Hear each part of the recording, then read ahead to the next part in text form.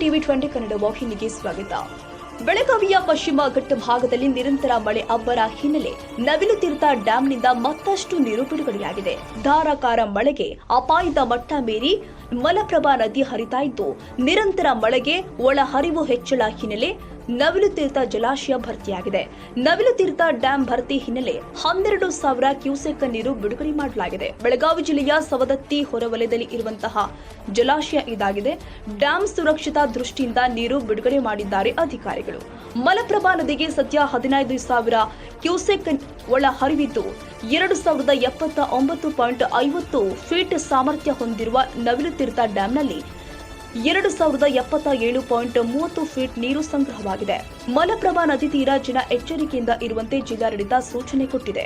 Veeresh ಬೆಣಚಿನ ಮರಡಿಮಠ್, ಟಿವಿ20 Kannada news, Savadatti.